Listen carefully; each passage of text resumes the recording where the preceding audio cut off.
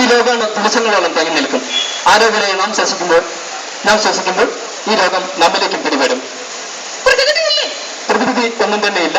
രോഗം വന്നാൽ ചികിത്സിക്കുക എന്നത് മാത്രമാണ് കുഷ്ഠരോഗത്തിനുള്ളത് മാർഗം. പരിചയപ്പെടണോ? ആരെയാണ് പരിചയപ്പെടാൻ പോകുന്നത്? ആരെയാണ്? ഡ്രൈവർ ചേട്ടൻ. എന്തോ പ്രശ്നം? പേടിച്ചു പോയി. ഓക്കെ, അപ്പൊ ആരെങ്കിലും നമുക്കൊന്ന് പരിചയപ്പെടാം. ആരെയാണ് പരിചയപ്പെടാൻ പോകുന്നത്?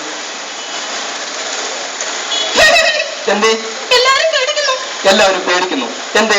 ആരെയും പരിചയപ്പെടാൻ താല്പര്യമില്ലാന്ന് തോന്നുന്നു അല്ലേ? ഓക്കെ, ഇനി നമ്മൾ ഈ കുഷ്ഠരോഗത്തെ കുറിച്ച് പറഞ്ഞിട്ടുണ്ട്. ഈ കുഷ്ഠരോഗത്തിനുള്ള ചികിത്സാ രീതിക്ക് ഒരുപാട് ചെലവ് വരില്ലേ? സൗജന്യമാണ്. പ്രിയമുള്ളവരെ, ഈ MDT പറയുന്ന മൾട്ടി ഡ്രഗ് തെറാപ്പി, അതായത് തിരഞ്ഞെടുക്കപ്പെട്ട താലൂക്ക് ആശുപത്രികൾ, ജില്ലാ ആശുപത്രികളിൽ, ആരോഗ്യ കേന്ദ്രങ്ങളിലെല്ലാം ഈ ചികിത്സാ രീതി സൗജന്യമാണ്. എന്തേ? നിന്റെ ഫാദർ മദറോ? ഫാദറിന്റെ പേരെന്താ? Father Damien. മദറോ? മദർ പേരസും ഫാദർ ഡാമിയനും കുഷ്ഠരോഗികൾക്ക് വേണ്ടി പരിപാലിച്ചിട്ടുണ്ട്. അവർ മാത്രമല്ല, ഗാന്ധിജിയും കുഷ്ഠരോഗികൾക്ക് വേണ്ടി പരിപാലിച്ചവരാണ്. പ്രിയമുള്ളവരെ ശ്രദ്ധിക്കുക, കുഷ്ഠരോഗിയോടുള്ള അവഗണനയും അവസാനിപ്പിക്കണം. എന്തേ? അവർക്കും ഈ ഭൂമിയിൽ തുല്യ അവകാശമുണ്ട്. കാരണം ഒരു രോഗിയെ സ്പർശിക്കുന്നതുകൊണ്ട് ആ രോഗം നമ്മിലേക്ക് പകരണമെന്നില്ല. എന്നാൽ കുഷ്ഠരോഗത്തിന് തക്കതായ ചികിത്സാ രീതിയുണ്ട്. ആ ചികിത്സാ രീതിക്ക് പറയുന്ന പേരെന്താ? MDT എന്നാണ്. അതുകൊണ്ട് കുഷ്ഠരോഗികളോടുള്ള അവജ്ഞയും അവഗണനയും അവസാനിപ്പിക്കുക, അവരോട് സ്നേഹനിധികളായി പെരുമാറുക, അവർക്ക് വേണ്ട ചികിത്സ നൽകുക. എന്തേ? കുഷ്ഠരോഗി ശുശ്രൂഷിച്ചു കഴിഞ്ഞാൽ രോഗം വരില്ല എന്നാണ് ചോദിക്കുന്നത്. വരില്ല. കാരണം കുഷ്ഠരോഗി മരുന്ന് കഴിക്കാൻ തുടങ്ങിയാൽ ആ രോഗാണുവിന്റെ 80% തന്നെ രോഗാണു നശിക്കുകയാണ് ചെയ്യുന്നത്. അതുകൊണ്ട് ചികിത്സ തുടങ്ങിയ ആ നാള് മുതൽ ആ രോഗം നമുക്ക് വരാനുള്ള ചാൻസ് കുറവാണ്. അതുകൊണ്ട് നമ്മൾ റോഡ് സൈഡിൽ കാണുന്ന ഈ കുഷ്ഠരോഗികളെല്ലാം ഒരുപക്ഷെ ചികിത്സയ്ക്ക് വിധേയമായതായിരിക്കാം. അതുകൊണ്ട് അവരോട് അവജ്ഞയോ അവഗണനയോ കാണിക്കേണ്ട ആവശ്യമില്ല. കാരണം അവർ ചികിത്സ തേടിയതുകൊണ്ട് തന്നെ ആ രോഗം നമ്മളിലേക്ക് പകരില്ല. ഓക്കെ ചേച്ചി, ഇത്തരത്തിൽ എന്തെങ്കിലും നിറവ്യത്യാസങ്ങൾ ശ്രദ്ധിക്കാതെ പോയാൽ എന്ത് ചെയ്യും? അങ്ങനെയാണ് ആളുകൾ. എന്താ പ്രശ്നം? എന്തെങ്കിലും വേദനയില്ലാത്ത പാടുകളോ വേദനയില്ലാത്ത മുറിവുകളോ ഉണ്ടെങ്കിൽ നാം ആരും തന്നെ ശ്രദ്ധിക്കാറില്ല. നമ്മൾ ശ്രദ്ധിക്കുക, അത്തരത്തിൽ വേദനയില്ലാത്ത മുറിവുകളും പാടുകളുമാണ് ശ്രദ്ധിക്കേണ്ടത്. അത് ഒരുപക്ഷെ കുഷ്ഠരോഗത്തിന്റെ ലക്ഷണങ്ങളാവാം. എന്തേ? ഓക്കെ, ഈ കുഷ്ഠരോഗത്തിന് എങ്ങനെയാ തിരിച്ചറിയാന്ന് ചോദിക്കുന്നത്.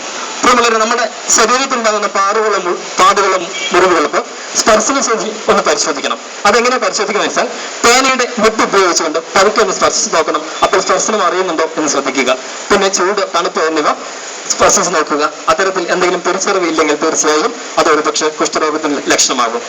എന്തേ? എല്ലാ പാടുകളും കുഷ്ഠരോഗത്തിന്റെ ലക്ഷണമാണോന്ന് ആരാ ചോദിക്കുന്നത്? എല്ലാ പാടുകളും കുഷ്ഠരോഗത്തിന്റെ ലക്ഷണമാകണമെന്നില്ല. അതായത് ചെറിച്ചിലോ വേദനയുള്ള പാടുകൾ ഒരിക്കലും അത് കുഷ്ഠരോഗത്തിന്റെ ലക്ഷണമായിരിക്കില്ല. ജന്മനുള്ള പാടുകൾ കുഷ്ഠരോഗത്തിന്റെ ലക്ഷണമായിരിക്കില്ല. ഇത്തരത്തിൽ നിറവ്യത്യാസങ്ങളുള്ള പാടുകളും തിരിച്ചറിയാൻ പറ്റാത്ത പാടുകളും, അതായത് വേദന, സ്പർശം പോലെ തിരിച്ചറിയാൻ പറ്റാത്ത പാടുകളുണ്ടെങ്കിൽ ശ്രദ്ധിക്കണം. പരിചയപ്പെടണം. ആരെയാണ് പരിചയപ്പെടാൻ പോകുന്നത്? ആരെ? കണ്ണാടിയിട്ട ചേട്ടൻ. ചേട്ടനോട് ചോദിക്കേണ്ട കാര്യം എന്താ? സാറിന്റെ പേരെന്താ? സന്തോഷ്. ഓക്കെ, സന്തോഷ് ചേട്ടനോട് എന്താണ് ചോദിക്കേണ്ടത്? എപ്പോഴും സന്തോഷത്തിൽ തന്നെയാണോ? എന്താ? ഓക്കെ, ഇന്ന് സന്തോഷത്തിനോട് ചോദിക്കേണ്ട കാര്യം എന്താണ്? കുട്ടികളുണ്ടോന്ന് ചോദിക്കുന്നത്. എന്തെന്ന് പറയുന്നു? കല്യാണം കഴിഞ്ഞിട്ടില്ല. ചേട്ടന്റെ കല്യാണം കഴിഞ്ഞിട്ടില്ലേ? കഴിഞ്ഞു. ചേട്ടൻ എല്ലാം കഴിഞ്ഞിട്ടില്ല. കുട്ടികളില്ല. ഓക്കെ, ഇനി ചേട്ടനോട് ചോദിക്കേണ്ട കാര്യം, ആരോഗ്യകാര്യത്തിൽ ശ്രദ്ധിക്കാറുണ്ടോന്ന്? സ്വന്തം ആരോഗ്യം നോക്കിയാൽ പോരാ, പിന്നെ വീട്ടുകാരുടെ ആരോഗ്യം നോക്കണം. ഓക്കെ ചേച്ചി, നിന്റെ കല്യാണം കഴിഞ്ഞോ? ചോദിക്കുന്നു പറയടാ. അപ്പൊ നിനക്ക് എത്ര വയസ്സായി? 12 വയസ്സിൽ ആരെങ്കിലും കല്യാണം കഴിക്കാം? ആൺകുട്ടികൾക്ക് 21, പെൺകുട്ടികൾക്ക് 18 വയസ്സും കഴിഞ്ഞവർ മാത്രമേ കല്യാണം കഴിക്കാൻ പറ്റൂ. അല്ലെങ്കിൽ ആരോഗ്യ സംബന്ധമായ ഒരുപാട് പ്രശ്നങ്ങൾ ഉണ്ടാവും. എന്തേ? ഭാര്യക്ക് 32 വയസ്സായോ? അന്ന് സംഭവം ലവ് മാരേജ് ആയിരുന്നു. ഓക്കെ ചേച്ചി, നിന്റെ വീട്ടിൽ ആർക്കൊക്കെ കല്യാണം കഴിഞ്ഞു? ആഹാ, ഓ, വീട്ടിൽ എല്ലാവരും കല്യാണം കഴിഞ്ഞ പ്രശ്നങ്ങളൊന്നും ഇല്ല അല്ലേ? എന്തേ? ഓക്കെ ചേച്ചി, ആരെയാണ് നോക്കുന്നത്? ഒരു കുഞ്ഞുമാവയുണ്ട് അല്ലേ? ആ കുഞ്ഞുമാവയോട് ചോദിക്കേണ്ട കാര്യം എന്താ? മോളുടെ പേരെന്താ? അഞ്ജലി. ഓക്കെ, അഞ്ജലി മോളോട് എന്താണ് ചോദിക്കേണ്ടത്? പഠിക്കുന്നുണ്ടോ? പഠിക്കുന്നുണ്ട്. എന്തിനാ പഠിക്കണേ? 2ാം ക്ലാസ്സിലാണെന്ന് പറയുന്നു. അതല്ല ചോദിച്ചത്, എന്തിനാണ് പഠിക്കുന്നത്? ഞാനും പഠിക്കുന്നുണ്ടേ. നീ പഠിക്കുന്നുണ്ടോ? ഓക്കെ, മോൾ എന്തിനാ പഠിക്കണേ? ആരാകാൻ വേണ്ടി പഠിക്കണേ? ടീച്ചർ ആവാനാണ്. ഓക്കെ, എന്താണ്